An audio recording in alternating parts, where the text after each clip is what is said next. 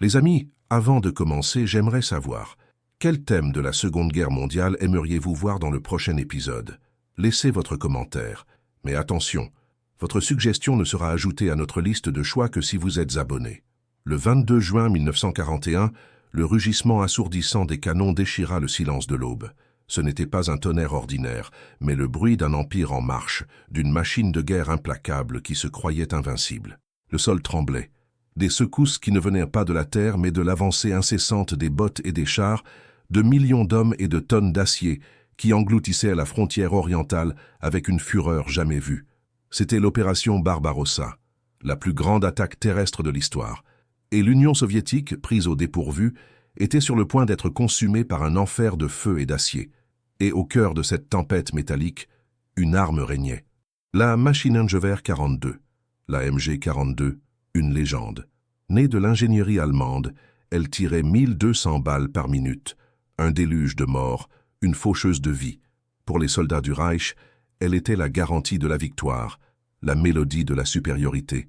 Ils l'appelaient la scie d'Hitler, si Hitler sais-je, un bruit qui glaçait le sang des ennemis, mais qui apportait la confiance au cœur germanique. Une arme qui ne faillissait jamais, une arme qui ne s'arrêtait jamais. Les premières semaines furent un tourbillon de conquête, une course effrénée à travers de vastes plaines, des villages en flammes, des armées désorganisées. La Wehrmacht balayait tout sur son passage. Kiev, Minsk, Smolensk, des noms qui résonnaient de victoire. La Blitzkrieg fonctionnait. L'Europe regardait, terrifiée, tandis que la machine de guerre nazie semblait inarrêtable. La confiance était palpable. La victoire, une question de temps. Moscou était à l'horizon, à quelques kilomètres, à quelques jours, croyait-il. Mais l'histoire sournoise garde des secrets, des pièges. Et devant eux, caché dans l'immensité de la Russie, un ennemi silencieux et implacable rôdait. Ce n'était pas une armée avec des armes conventionnelles. Ce n'était pas un général avec des stratégies brillantes. C'était quelque chose de plus ancien, de plus brutal, quelque chose que même la légendaire MG42 ne pouvait vaincre. Quelque chose qui transformerait la gloire en agonie, la confiance en désespoir, et l'arme parfaite dans le pire cauchemar pour des millions de soldats. Quel était cet ennemi? Et comment a-t-il réussi à arrêter la scie d'Hitler? Préparez-vous pour un voyage au cœur d'un hiver qui a réécrit l'histoire. Une bataille non seulement contre des hommes, mais contre la nature elle-même. Une saga de courage, de désespoir et de la brutalité de la guerre. L'euphorie de la victoire rapide commença à se dissoudre, lentement, insidieusement. La pluie qui était tombée comme une bénédiction, apaisant la poussière des routes, devint un tourment. Elle transforma les plaines autrefois fertiles en un marais visqueux. Chaque pas était une bataille, chaque mètre avancé une agonie. Les chars, autrefois symboles de vitesse et de puissance, patinaient désormais, s'enlisaient, engloutis par la boue vorace. La Blitzkrieg, la guerre éclair, ralentissait. La machine de guerre allemande, conçue pour la vitesse, pour l'offensive implacable, rencontrait son premier grand obstacle. Non pas un mur d'acier, mais une mer de boue. Un ennemi invisible, collant, qui aspirait l'énergie et le moral de chaque homme. La confiance s'échappait, un frisson, un mauvais pressentiment. Les jours se transformèrent en semaines. L'avancée, en une marche traînante. La logistique s'effondrait. Carburant, munitions, nourriture. Tout restait coincé sur les routes impraticables. Le rugissement des moteurs, autrefois un hymne de puissance, était maintenant un gémissement d'effort. Et puis, l'air changea. Un froid mordant commença à s'installer. Non pas la fraîcheur de l'automne, mais une morsure glaciale qui pénétrait les uniformes fins, qui s'infiltrait jusqu'aux os. La boue, autrefois fluide, commença à geler. Elle devint un terrain traître, dur comme la pierre par endroits, glissant et mortel en d'autres. L'ennemi silencieux révélait son visage. Le général hiver arrivait, et avec lui la véritable horreur, la neige. D'abord quelques flocons épars, presque poétiques. Ensuite, un rideau dense, incessant. Le thermomètre chutait, -5, -10, -20 degrés Celsius. Le monde se transformait en un enfer gelé. Là où il y avait du vert, un manteau blanc s'étendait maintenant jusqu'à l'horizon. Et la MG42, la scie d'Hitler, l'arme parfaite, commença à faillir. L'huile lubrifiante gelait. Les pièces se bloquaient. Le mécanisme de tir, autrefois fluide et létal, s'enrayait. Il se taisait. Le son de la mort, qui garantissait la supériorité allemande, mourait dans le froid. Ce qui était une promesse de victoire se transforma en un cauchemar glacé. La confiance céda la place au désespoir. Des soldats, autrefois pleins de bravoure, luttaient désormais non seulement contre un ennemi visible, mais contre la nature elle-même. Contre le froid qui brûlait la peau, contre la faim qui rongeait l'estomac, contre l'épuisement qui pesait sur les épaules. Chaque aube était un miracle, chaque nuit, une roulette russe de survie. La MG-42, autrefois la légende, devenait un poids mort, une promesse brisée, un symbole de l'impuissance face à l'étreinte glaciale de la mort blanche. L'avancée s'arrêta, la Blitzkrieg gela, et l'Union soviétique, qui semblait à genoux, trouva un allié improbable, l'hiver russe. La guerre maintenant était différente, une guerre de survie, une guerre contre le temps lui-même. Abonnez-vous maintenant et rejoignez notre légion d'historiens pour revivre le passé et percer les mystères qui ont façonné notre monde. Le tournant. Non pas un événement unique, mais une avalanche progressive d'adversité. Le point d'inflexion où le prédateur devint la proie, où la machine parfaite se défie dans ses propres rouages gelés. Les combats n'étaient plus seulement des fusillades massives en rase campagne. C'étaient des embuscades brutales, des attaques furtives dans la tempête de neige. L'ennemi soviétique, connaissant son territoire et adapté au froid, utilisait l'hiver comme une arme. Chaque arbre, chaque buisson, chaque tas de neige pouvait cacher un tireur. Le bruit métallique des tirs soviétiques coupait l'air glacial. Un bruit sec, létal. À chaque perte, le moral allemand chutait. À chaque arme gelée, l'espoir diminuait. L'enfer n'était pas de feu, mais de glace. Et la souffrance ne faisait que commencer. L'hiver russe n'était pas seulement un ennemi. C'était une torture lente, incessante, gelure, gangrène. Les orteils et les doigts devenaient noirs, durs, morts. La chair se détachait par morceaux. Des soldats hurlaient, non pas à cause de blessures par balles, mais de la douleur atroce du froid qui rongeait leur corps, cellule par cellule. La mort blanche fauchait plus de vie que les balles ennemies. Chaque matin, plus d'hommes ne se réveillaient pas, leur corps rigide transformé en statues de glace sous la neige. La nourriture était rare, ration minimale. La faim, une douleur constante, déchirait l'estomac.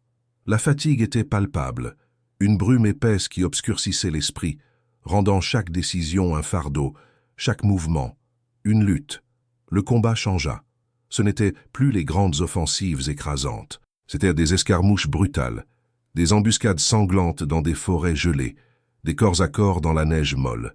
L'ennemi soviétique, camouflé de blanc, surgissait de nulle part, fantôme de l'hiver. Avec des baïonnettes, des couteaux, ou même leurs propres mains, ils attaquaient. Il n'y avait pas de quartier, pas de trêve. C'était une lutte pour la survie, où à chaque coup de feu tiré, la peur que l'arme ne gèle était aussi réelle que la peur de la balle ennemie. L'air sentait la poudre brûlée et le sang frais, une odeur métallique qui se mêlait à l'odeur humide de la neige et à l'haleine glaciale de la mort. Mais pour l'autre camp, l'hiver était un allié, une bénédiction. Les soldats soviétiques, entraînés pour le froid, pour la résilience dans des conditions extrêmes, utilisèrent le terrain et le climat à leur avantage. Ils surgissaient des forêts, des villages en ruine, des vallées enneigées, comme des loups à la chasse. Ils connaissaient chaque sentier, chaque cachette. Leurs armes, souvent plus simples, résistaient mieux à la glace. Leurs uniformes, plus adaptés. Le moral, autrefois ébranlé par la Blitzkrieg, se redressait. Ils se battaient pour la patrie, pour la famille, pour la survie de leur nation. Chaque victoire, aussi minime soit-elle, était un souffle d'espoir, une flamme dans l'obscurité glacée. Et au milieu de cet enfer, les civils, des familles entières, prises entre deux feux, hommes, femmes, enfants, leurs maisons transformées en décombres, leurs champs couverts de neige et de corps. La faim était une réalité encore plus cruelle pour eux. Beaucoup fuyaient, traînant ce qu'ils pouvaient sur des traîneaux improvisés, cherchant refuge dans des forêts ou des villages éloignés. Mais le froid ne faisait pas de distinction. La mort rôdait dans chaque ombre, à chaque pas. Les pleurs d'un enfant affamé, le désespoir d'une mère, l'horreur humaine atteignait son paroxysme. La guerre, autrefois une abstraction lointaine, était maintenant une réalité brutale, palpable, qui volait tout. Chaque jour, les défis devenaient plus insurmontables. Ce n'était pas seulement l'ennemi de face, mais l'arrière qui s'écroulait. Ponts détruits, routes bloquées, lignes de ravitaillement étirées à l'extrême, gelées. L'espoir s'évanouissait comme la chaleur du corps dans le froid mordant. Les conséquences de l'échec étaient claires. Mort par gelure, mort par faim, mort par balle. La pression sur les soldats allemands était insupportable. Ils se voyaient piégés, acculés, non par un encerclement de béton, mais par un mur invisible de glace et de désespoir. Ce qui était autrefois une marche victorieuse était maintenant un piège mortel, où chaque jour était une éternité de souffrance, chaque nuit un test de foi. Et le pire était encore à venir. Le siège n'était pas un mur d'acier, mais une toile de glace. Les unités allemandes, autrefois soudées, étaient maintenant fragmentées, isolées dans des poches de résistance coupées par la neige vaste et impitoyable. Chaque kilomètre d'avancée se transformait en prison. La pénurie de ravitaillement était brutale. Munitions, carburant, médicaments, tout devenait un luxe inatteignable. Les quelques convois qui tentaient de percer le blocus étaient décimés par les embuscades soviétiques ou engloutis par la tempête de neige. La faim devenait une compagne constante, plus létale que n'importe quelle baïonnette. Des soldats, autrefois vigoureux, dépérissaient, leurs uniformes pendant sur des corps squelettiques. La discipline se corrodait, le désespoir s'installait. Les atrocités inévitables dans un tel désespoir commencèrent à surgir. Récits d'exécutions sommaires des deux côtés, de civils pris sous le feu croisé, de prisonniers mourant de froid et de faim. La valeur de la vie humaine se dépréciait à chaque tempête de neige, à chaque coup de feu. La ligne entre combattants et victimes, entre le bien et le mal, se dissolvait dans la cruauté de l'hiver. Pour les civils, l'horreur était encore plus grande. Beaucoup étaient forcés de travailler pour les troupes d'occupation, ou voyaient leurs maigres ressources pillées. Les familles se brisaient, dispersées par la guerre, leurs membres perdus dans la vastitude gelée. L'espoir était un luxe que peu pouvaient se permettre. L'effondrement moral et physique des forces allemandes était visible. L'arrogance initiale s'était évaporée, remplacée par une fatigue existentielle. Les yeux des soldats reflétaient un vide, un épuisement qui allait au-delà du corps. La MG42, la scie d'Hitler, réduite au silence par la glace, devint un symbole amer d'une promesse brisée. Ce qui devait être une victoire rapide et décisive se transforma en une lutte pour la survie dans un enfer blanc. Chaque jour, la question se répétait. Comment sortir d'ici? Quel en serait le coût? La décision de continuer, de résister à l'inévitable, ou de tenter une retraite impossible, planait sur les commandants comme une sentence de mort. La décision. Il n'y avait plus de place pour l'hésitation. Piégés dans le piège de glace, les généraux allemands, sous la pression implacable de Berlin, ordonnèrent l'impensable, une tentative désespérée de contre-attaque, de percée. C'était un pari final, un coup de poker contre le destin, contre l'hiver, contre la fureur soviétique. L'objectif? Ouvrir un couloir, sauver ce qui restait. Mais l'espoir était un luxe coûteux. La réalité était brutale. Le point culminant de l'agonie commençait. Le climax sanglant d'un cauchemar gelé. L'air se remplit de plomb et de cris. Ce n'était pas une bataille mais un massacre. Des hommes affamés, épuisés, avec des uniformes déchirés, avançaient sur la neige profonde. Chaque pas, un sacrifice. La MG42, l'autrefois redoutable scie d'Hitler, répondait à peine. L'huile gelait. Les pièces refusaient. Le son qui devait être le rugissement de la mort allemande était maintenant un balbutiement faible, intermittent, étouffé par l'artillerie soviétique qui tombait comme des marteaux du ciel. Feu et glace, collision. Les soviétiques attendaient, des loups sur leur territoire. Leur défense était implacable. Chaque bunker, chaque tranchée creusée dans la glace était un nid de mort.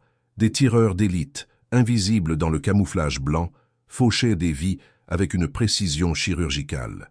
L'odeur de la poudre, du sang, des excréments et de la sueur se mêlait au froid mordant, une symphonie nauséabonde de la guerre. Le sol, autrefois blanc et intact, devenait une pâte écarlate, un horrible mélange de neige, de boue et de vie qui s'échappait. La tentative de fuite se transforma en une course désespérée. Des soldats, autrefois disciplinés, couraient maintenant sans but, cherchant n'importe quel abri, n'importe quelle lueur d'espoir. Mais l'encerclement était total. Le piège parfait.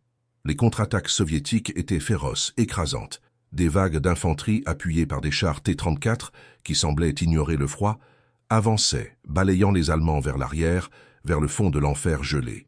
Il n'y avait pas de retraite sûre, pas de trêve. À chaque mètre perdu, le coût humain augmentait de manière exponentielle.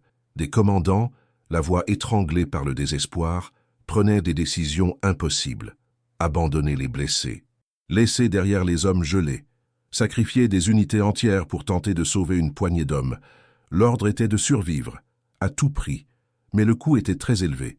Des milliers, des dizaines de milliers de morts, des corps qui s'entassaient dans la neige. Autant d'autres, faits prisonniers, confrontés à un destin également cruel. Des camps de travail forcés en Sibérie, une mort lente par le froid et la faim, loin de chez eux. Le sang des innocents et des combattants souillait le paysage. La reddition, pour beaucoup, était la seule issue. Pour d'autres, la mort, une libération. Ce moment de climax, de pure adrénaline et d'horreur, culmina avec la rupture finale de la résistance. La Blitzkrieg, qui promettait une victoire éclair, s'étirait maintenant dans une retraite humiliante, une fuite désespérée. L'invincible armée allemande saignait, démoralisée, brisée par le froid et la résilience d'un ennemi qui refusait de tomber. L'héritage de cet enfer gelé serait gravé dans la mémoire d'une génération et les cicatrices profondes. Mais la fin de la guerre, ou même la fin de la souffrance, était encore loin. La retraite n'était pas une manœuvre stratégique, c'était une fuite, une course désespérée contre le temps, contre le froid, contre l'armée rouge qui maintenant chassait sans pitié. Ce qui restait de la jadis fière Wehrmacht n'était qu'une ombre. Des millions d'hommes qui un jour avaient marché avec la certitude de la victoire rampaient maintenant, corps lacérés par les gelures, par la faim, par les balles. Chaque pas était une agonie, chaque nuit, une lutte pour ne pas être englouti par le sommeil éternel du froid. Les routes, autrefois chemins de gloire, devinrent des sentiers de cadavres, des marqueurs sombres d'une ambition qui s'était effondrée dans la glace. Les quelques-uns qui survécurent à la retraite, à la faim et au froid, affrontèrent un autre enfer, la captivité. Capturés par les soviétiques, beaucoup furent envoyés dans les goulags de Sibérie. Des milliers, des centaines de milliers. Une mort lente, mais inévitable, par épuisement, par maladie, par la brutalité du travail forcé. Loin de chez eux, loin de tout espoir. Leurs noms, perdus dans la vastitude gelée, ne devinrent que des numéros dans des archives oubliées. La guerre ne se terminait pas avec la reddition. Elle continuait, cruelle, silencieuse, dans les geôles de glace. L'impact psychologique fut dévastateur. Les survivants revinrent, mais jamais les mêmes. Leurs yeux gardaient l'horreur. L'odeur de la poudre et du sang, le hurlement du vent, le grincement de la glace, tout cela résonnait dans leurs esprits. Cauchemars, flashbacks. Les cicatrices n'étaient pas seulement physiques, mais invisibles, plus profondes que n'importe quelle blessure à la baïonnette. Une génération entière d'hommes, brisés par l'expérience, condamnés à revivre la mort blanche à chaque nuit, à chaque pensée. Le trauma du front de l'Est façonna le destin des familles, des villes, d'une nation entière. L'arrogance militaire, la croyance en l'invincibilité avaient été pulvérisées. La légende de la MG42, l'arme qui ne faillissait jamais, s'était arrêtée. Gelée, un symbole amer de l'échec. La machine de guerre allemande, autrefois crainte, saignait maintenant, démoralisée. Le mythe de la Blitzkrieg, de la guerre éclair, fut brisé. L'hiver russe n'a pas seulement détruit des armées, il a brisé la colonne vertébrale d'une idéologie. Il a révélé la fragilité de la technologie face à la fureur de la nature. Et par-dessus tout, il a exposé la résilience inébranlable du peuple soviétique, qui même sous l'encerclement le plus brutal, a trouvé la force de se battre, de résister, de transformer la souffrance elle-même en arme. Les leçons furent dures. L'arrogance militaire, la sous-estimation d'un ennemi, le mépris des forces de la nature, tout cela culmina en une catastrophe. L'opération Barbarossa, l'invasion de l'Union soviétique, ne fut pas seulement une bataille perdue, ce fut le commencement de la fin pour le Troisième Reich. Elle changea le cours de la Seconde Guerre mondiale, brisant l'invincibilité allemande et renforçant les alliances qui finalement mèneraient à la victoire alliée. Mémoriaux, livres, films, tous tentent de capturer la dimension de cette horreur, la leçon selon laquelle le pouvoir militaire, sans sagesse, n'est qu'un outil de destruction. Mais l'histoire, traîtresse, a l'habitude de se répéter. Les cicatrices restent dans la terre et dans l'âme du peuple, un rappel éternel de ce dont l'être humain est capable, de la brutalité, du courage, de la résilience. La MG42 réduite au silence par la glace, la scie d'Hitler qui s'est arrêtée, n'est pas seulement une anecdote de guerre, c'est un symbole un avertissement, que la fureur de la nature et la volonté indomptable d'un peuple peuvent défier et briser même la plus parfaite des machines de guerre, et que le véritable ennemi, souvent, n'est pas devant, mais dans l'arrogance elle-même. La tension est vivace. La question plane dans l'air. Avons-nous vraiment appris les leçons de l'hiver qui a transformé le destin de millions? La question résonne, froide comme le vent russe, à travers les décennies. Avons-nous vraiment appris? Ou l'histoire, dans sa répétition cruelle, ne fait-elle que changer de décor, de nom, mais pas d'essence? L'hiver de 1941-42 ne fut pas seulement une saison, ce fut un purgatoire, un tournant qui redéfinit la guerre, l'humanité et la capacité même de souffrir. Chaque flocon de neige qui est tombé sur ces champs n'était pas seulement de l'eau gelée, c'était un voile sur la mémoire, un linceul pour les morts, un rappel silencieux de la fureur indomptable que la nature peut déchaîner contre l'arrogance humaine. Les cicatrices ne se limitent pas aux champs de bataille, aux corps qui gisent sous le permafrost. Elles s'étendent sur les générations. Fils et petits-enfants portent le poids, le silence des pères qui ont vu l'enfer blanc. Le trauma est un legs invisible, un héritage de peur et de résilience. Les histoires chuchotées près des cheminées, les regards lointains de ceux qui ont survécu, les cauchemars qui hantent encore les nuits, tout cela est la preuve que la guerre dans la glace ne s'est pas terminée avec la reddition ou la retraite. Elle continue comme un écho fantomatique dans l'âme d'un peuple, dans la mémoire collective. La MG42, la scie d'Hitler, réduite au silence par le froid, est devenue plus qu'une arme défaillante. Elle est devenue une métaphore de la faillibilité du pouvoir, de la cécité de l'idéologie. L'acier allemand, forgé pour dominer, s'est courbé devant la glace russe. Une machine de mort, parfaite dans son ingénierie, a été désactivée non par un projectile ennemi, mais par un ennemi plus ancien et implacable, la planète elle-même. Une leçon d'humilité écrite avec du sang et de la glace, gravée dans le paysage désolé. Le froid, le véritable général de ce conflit, n'a pas choisi de camp. Il a fauché des vies allemandes et soviétiques, civiles et combattantes, avec la même indifférence brutale. Il a mis à nu la fragilité humaine, l'illusion de contrôle. L'odeur métallique de la poudre et du sang, qui se mêlait à l'air glacial et mordant, n'était pas seulement une odeur de bataille, c'était le parfum de la mortalité, du désespoir. Les bruits des cris, des explosions, du hurlement du vent résonnent encore dans les histoires, les films, les livres, tentant de nous transporter vers cet enfer gelé pour que nous puissions sentir, ne serait-ce qu'un instant, le poids de cette souffrance.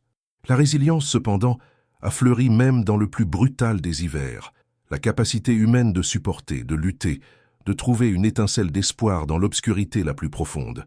Le peuple soviétique, dans sa défense désespérée, a transformé l'adversité elle-même en arme. Le froid qui paralysait l'ennemi renforçait son esprit.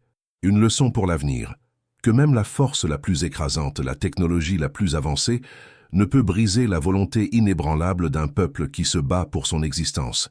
C'est la flamme qui brûle encore, un phare de courage qui refuse d'être éteint. Mais la tension demeure. L'histoire n'est pas un livre fermé, c'est un parchemin qui continue d'être écrit. Les leçons de l'hiver de 1941-42 sont un avertissement, un cri silencieux. Elles nous rappellent que l'humanité, dans sa quête de pouvoir et de domination, est toujours au bord de répéter les erreurs du passé. La glace peut fondre, mais les cicatrices restent. Le sang sur la neige peut disparaître, mais la mémoire de cet enfer refuse de s'éteindre. Le dilemme persiste, la question hante. Qu'est-ce qui nous empêche vraiment de retomber dans le piège de l'arrogance et de la guerre? La guerre dans la glace n'a pas été seulement un événement isolé, ce fut un catalyseur. Elle a redéfini les alliances, forgé de nouveaux ennemis et pavé la voie vers la guerre froide, une nouvelle ère de tension globale où le spectre de l'anéantissement planait sur l'humanité.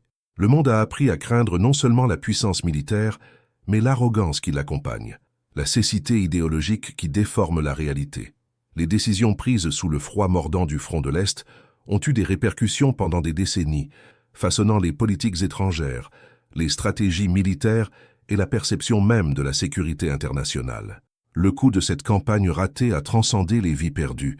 Il s'est manifesté dans la méfiance durable, les frontières militarisées et la vigilance éternelle contre la prochaine menace, réelle ou imaginaire. La graine de la discorde, plantée dans la glace, a germé en terre fertile sur toute la planète. Et ainsi la leçon de la MG42 réduite au silence par le froid devient encore plus poignante. Il ne s'agit pas seulement d'une arme, mais de la limite de la technologie, de l'orgueil humain à défier des forces plus grandes. La croyance en l'invincibilité, que ce soit d'une armée, d'une idéologie ou d'une nation, est une dangereuse illusion. L'hiver de 1941-42 nous a appris que la nature ne se plie pas à la volonté humaine et que l'esprit d'un peuple, lorsqu'il est menacé, peut devenir une muraille impénétrable. Mais l'humanité, dans sa complexité, continue de tester ses limites, de flirter avec l'abîme. Les ruines de Stalingrad, les camps de prisonniers en Sibérie, les histoires des survivants, tous sont des échos d'un passé qui insiste pour ne pas être oublié. Un rappel constant que la paix est fragile et la guerre, un monstre insatiable. Que ferons-nous de cette mémoire? La réponse nous attend toujours, dans l'avenir incertain que nous construisons chaque jour. L'hiver de 1941 ne fut pas seulement une saison, mais un verdict, un jugement implacable sur l'arrogance, la cécité idéologique et l'illusion d'invincibilité. La guerre dans la glace est plus qu'une page sanglante de l'histoire. C'est un miroir, reflétant la capacité humaine à la barbarie et paradoxalement à la résilience inébranlable. Les ruines de Stalingrad, les murmures des survivants, le silence des millions qui gisent sous le permafrost sont tous des échos d'un passé qui refuse d'être réduit au silence. Une symphonie de douleur et de courage, jouée sur la scène gelée de l'Europe de l'Est, qui résonne encore aujourd'hui dans chaque conflit, sur chaque frontière contestée. La légende de la MG42, l'arme qui s'est arrêtée, gelée dans la neige, est un symbole poignant. Non seulement de l'échec technologique, mais de la faillibilité de la guerre elle-même. L'acier le plus robuste, la stratégie la plus audacieuse, tout s'effondre face à la fureur de la nature et à la volonté indomptable d'un peuple qui refuse d'être brisé. Une leçon gravée dans le sang et la glace, que le véritable pouvoir réside non dans la capacité de détruire, mais dans la capacité de résister, de reconstruire, de rêver d'un avenir où le hurlement du vent n'apporte pas l'écho des cris, mais la promesse de paix. Mais la question persiste, froide et coupante comme le vent de Sibérie. Avons-nous vraiment appris les leçons de cet hiver brutal? Ou sommes-nous condamnés à répéter les mêmes erreurs, à remettre en scène la tragédie sur de nouvelles scènes, avec de nouveaux noms, mais avec la même douleur intrinsèque? La bombe sous la table d'Hitchcock est toujours là, invisible, mais toujours présente, nous rappelant la tension imminente, la fragilité de la paix. L'histoire n'est pas une fin, mais un cycle. Et à chaque aube, le choix nous appartient. Honorer la mémoire de ceux qui sont tombés en apprenant de leurs sacrifices, ou permettre à l'obscurité de l'arrogance de nous entraîner à nouveau dans l'enfer gelé de la guerre. Cet événement est une méditation poétique sur la brutalité de la guerre, le courage inébranlable et la résilience humaine. Chaque ruine est un cri contre la guerre, et le sang sur la neige est un rappel éternel que même la machine de guerre la plus avancée ne peut vaincre la fureur de la nature. La légende de la MG42 s'est arrêtée, gelée dans le temps, un témoignage silencieux de l'hiver qui a transformé le destin de millions. Aimez, partagez et abonnez-vous pour plus d'histoires épiques. Quelle bataille voulez-vous voir ensuite? Laissez votre commentaire et rejoignez notre voyage à travers le passé.